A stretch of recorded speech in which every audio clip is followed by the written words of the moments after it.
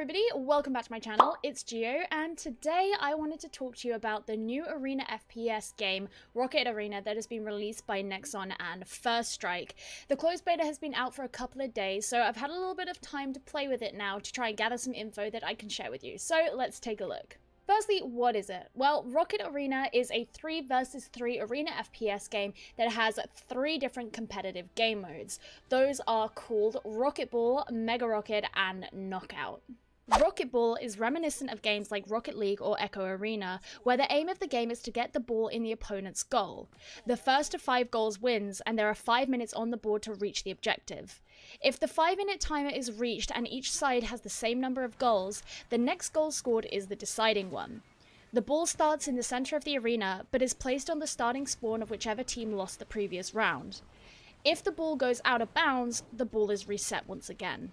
Knockout is all about scoring knockouts on your opponents. Each player has 3 badges which represent their lives. The aim is to be the team that eradicates all of the opponent's badges first within the 5-minute time limit. You lose a badge upon being knocked out, where you receive a final blow that fires you out of the arena. Even after you lose all of your badges, however, you can still return to the arena to protect your teammates. Mega Rocket is similar to Call of Duty's Hardpoint, where capture points rotate around the map that the teams aim to take for themselves. The winner is the team who captures 5 Mega Rockets first, within the 5-minute time limit. Before a Mega Rocket lands, there is a countdown showing the location it will land and allowing teams to brawl it out before attempting to capture the point. If members of 2 teams are on the point, no capture progress will be made. However, if a team occupies the point after dislodging their opponents, they will have to undo the opponent's capture progress before making their own. Currently, the game has 6 different characters, and you can play multiple numbers of these characters on any one team. Each character has a unique primary fire as well as their own abilities, and they all each have 2 abilities alongside their primary fire. Amphora.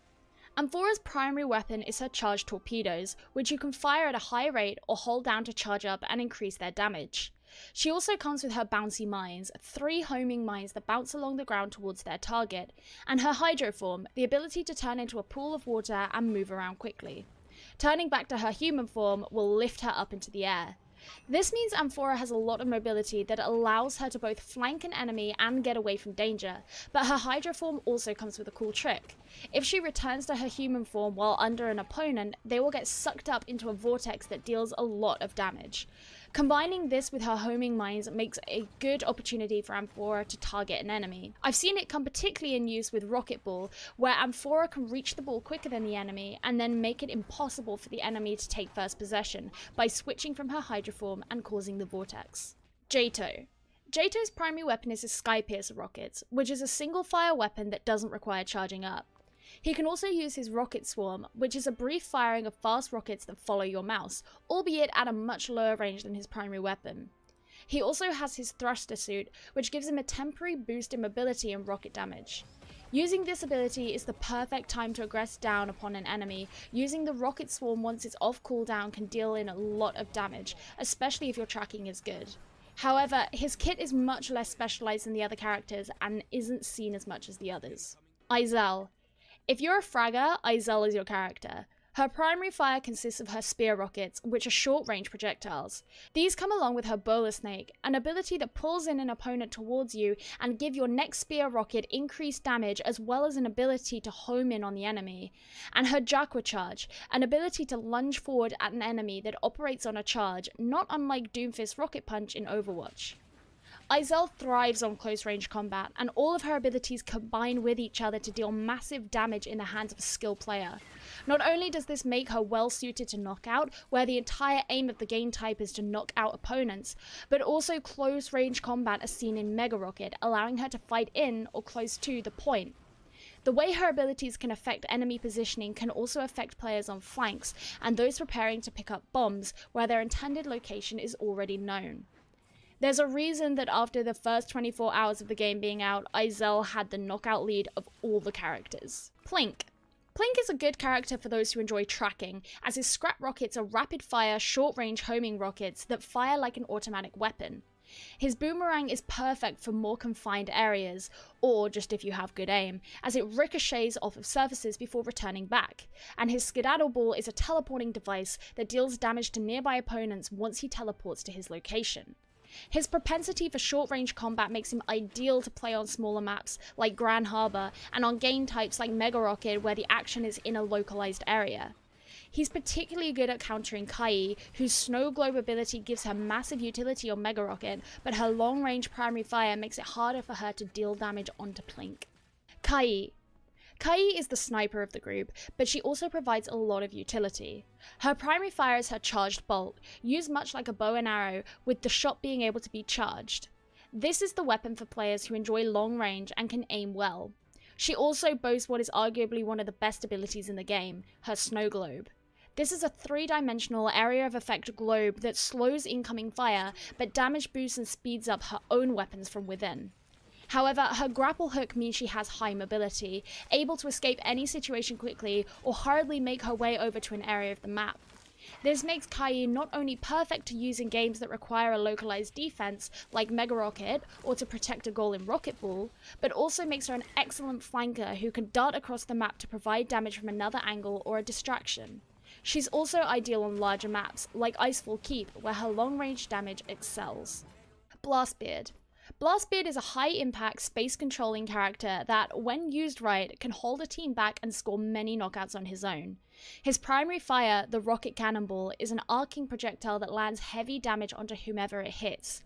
His charged anchor is also hard-hitting, although there is some delay on its firing, so you have to predict the movement of your target.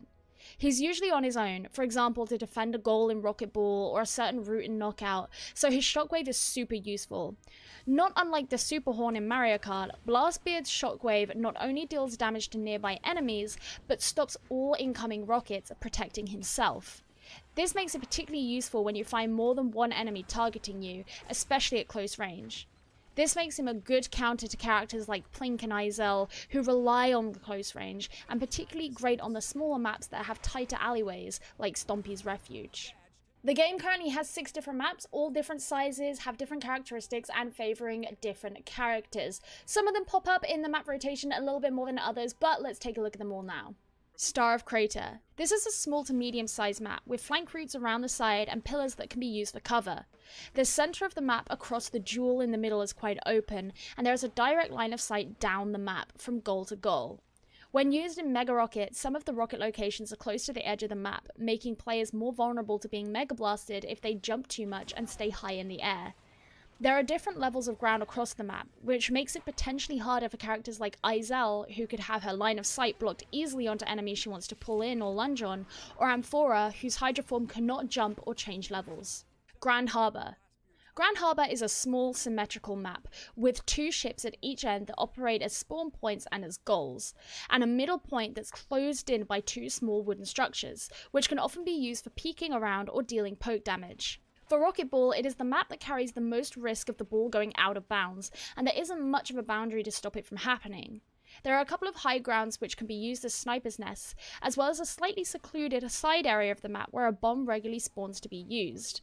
Characters frequently seen on this map include Blastbeard, whose shockwave and heavy-hitting ammo can threaten the small fighting space, and especially opponents who enter onto one of the ships to score a goal in Rocket Ball, and Amphora, who can use her Hydra form to access the sniper's nests and send down charged torpedoes and bouncy mines to her enemies.